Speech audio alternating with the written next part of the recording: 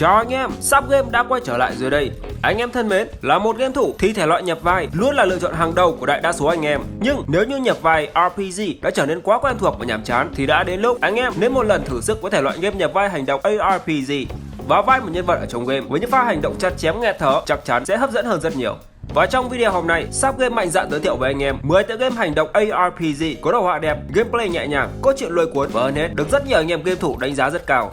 Ok, game là dễ, hãy để tôi giới thiệu game cho anh em. Còn hay dở như thế nào thì tùy anh em cảm nhận nha. Giờ thì bắt đầu video thế nào.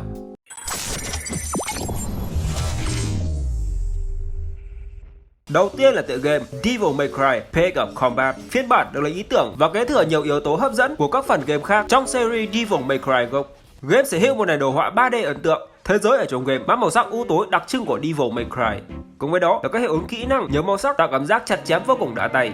Ban đầu là hai nhân vật chính, sau đó số lượng đã tăng theo các phiên bản update. Devil May Cry Page of Combat còn rất chú tâm trong việc xây dựng đa dạng các hình ảnh nhân vật phản diện, độc đáo từ bóng ma thần chết, thiên thần sa ngã cho đến những con quái thú trong truyền thuyết. Về lối chơi khá tương đồng với các phiên bản tiên nhiệm ở trên PC và console. Tuy nhiên thì một số tính năng đã được đơn giản hóa để điều chỉnh phù hợp hơn với mobile. Nếu anh em yêu thích các tựa game hành động nhập vai thế giới mở hay đơn giản chỉ là thích cảm giác cháy hết mình cùng các thể loại chặt chém đã tay thì Devil May Cry Page of Combat chắc chắn là cái tên không thể bỏ lỡ. Và đã nói đến game hành động nhập vai thì không thể không kể đến Anima. Phải nói rằng đây là một sự lựa chọn hoàn hảo, đầy đủ nhất tinh hoa của thể loại game ARPG. Bước chân vào cánh cổng của Anima, anh em sẽ vào vai một người anh hùng mang trên vai sứ mệnh diệt quỷ dữ. Nói thì có vẻ đơn giản, nhưng với 40 màn chơi và độ khó tăng dần tới mức gần như vĩnh cửu, đảm bảo anh em tha hồ chặt chém đến mỏi tay.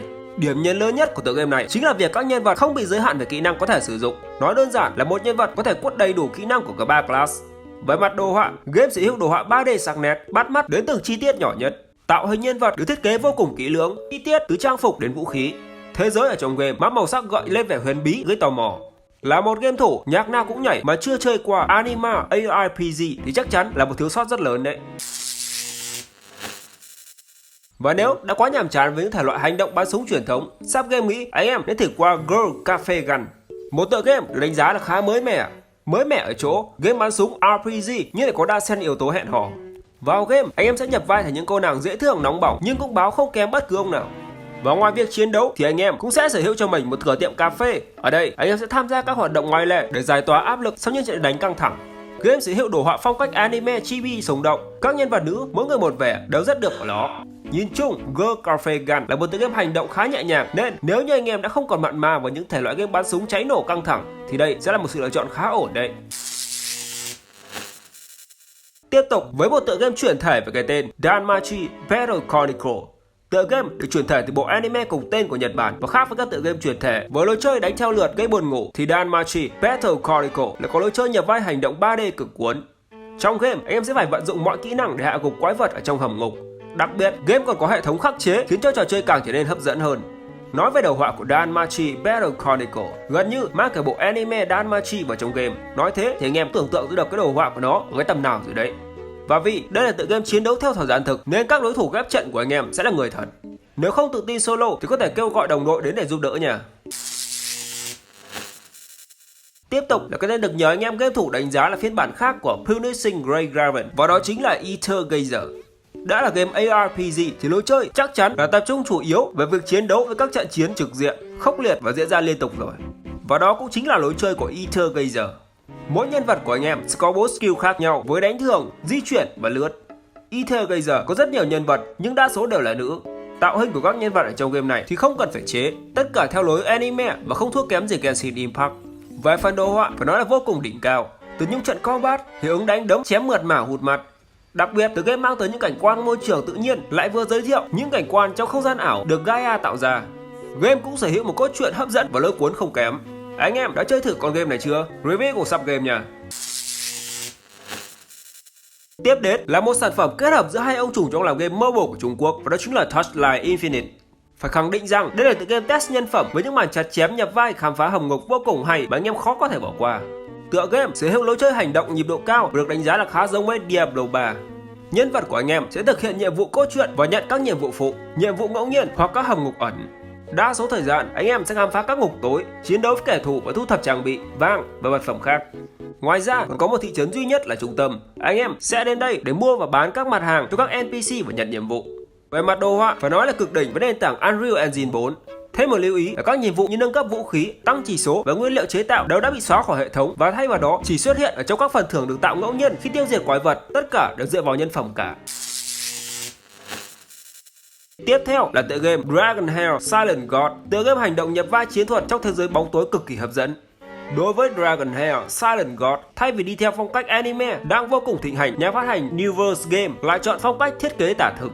Thế giới ở trong game cực kỳ sinh động và chủ phú với cảnh quan đa dạng từ đồng cỏ tới núi tuyết, từ hồ nước tới thành trì, tất cả đều được chăm chút tới từng chi tiết nhỏ nhất để gia tăng tối đa độ chân thực cho trò chơi. Đặc biệt, điểm nhấn lớn nhất của Dragonheir Silent God chính là hệ thống các nhân vật được thiết kế tỉ mỉ, những con boss siêu khủng cùng với những hiệu ứng vô cùng đã mắt. Hơn nữa, tựa game cũng đánh vào kỹ năng rất nhiều. Thành bại tại kỹ năng nên anh em cần tập trung phát triển sức mạnh cho các nhân vật. Cái tên thứ 8 ngày hôm nay là một tựa game khá thú vị với đa nền tảng Snowbreak Containment Zone.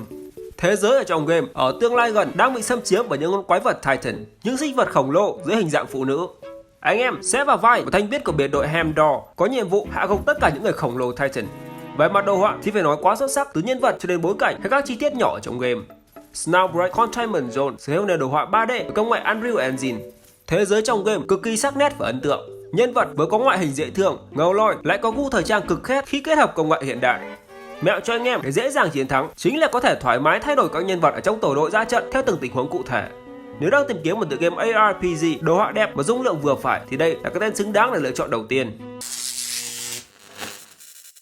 Tiếp theo là tựa game Punishing Grey Raven, là một tựa game nhập vai hành động có nhịp độ chiến đấu nhanh. Trong game, anh em sẽ vào vai chiến binh thuộc lực lượng Grey Raven. Nhiệm vụ của anh em là điều khiển các chiến binh chống lại lũ quái vật. Trong mỗi trận chiến, anh em có thể triệu hồi tối đa là 3 chiến binh cùng tham chiến. Ngoài ra, game cũng có nhiều chế độ chơi hấp dẫn để anh em thay đổi tránh nhàm chán. Game sở hữu đồ họa mang phong cách anime vẽ tay cực kỳ bắt mắt. Đặc biệt là tạo hình của mỗi nhân vật cùng bộ kỹ năng đa dạng với nhiều hiệu ứng đặc biệt cực kỳ tuyệt đẹp. Hơn nữa, Punishing Grey Raven còn mang đến một câu chuyện giả tưởng đầy lôi cuốn và chắc chắn đã chơi là sẽ nghiền.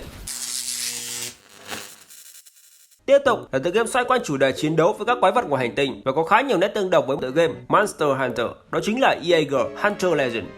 Game sở hữu nền đồ họa 3D được tạo dựng với công nghệ hiện đại, các chuyển động của nhân vật trong game khá mượt mà và có độ chân thật nhất định. Ngoài ra, Jaeger Hunter Legend còn gây ấn tượng mạnh mẽ bằng một thế giới quan sinh động cùng hàng tá các loài động thực vật kỳ dị. Không hề giống với các tựa game nhập vai hành động khác, Jaeger Hunter Legend không ràng buộc người chơi trong các class nhân vật nhất định và xoay quanh việc sử dụng thành thạo các kỹ năng chiến đấu trong từng loại vũ khí. Tất nhiên, anh em vẫn sẽ được thiết kế và tạo dựng hình tượng nhân vật theo sở thích riêng của mình. Jaeger Hunter Legend không có cơ chế auto như các tựa game cùng thể loại khác. Hệ thống nhiệm vụ ở trong game đơn thuần chỉ giúp chỉ điểm cho anh em cần phải làm gì tiếp theo. Phần còn lại sẽ phụ thuộc vào khả năng điều khiển và độ nhạy bén của anh em. Cho nên game cực kỳ phù hợp với những anh em thích tự mình cày cuốc hơn là ăn sẵn. Ok, và vừa rồi là 10 tựa game nhập vai hành động ARPG hay nhất năm 2023 được nhiều game thủ của các trang game uy tín đánh giá cao. Anh em tham khảo thích tựa game nào thì link tải dưới phần bình luận nha. Video hôm nay đến đây thôi, chúc anh em chơi game vui vẻ.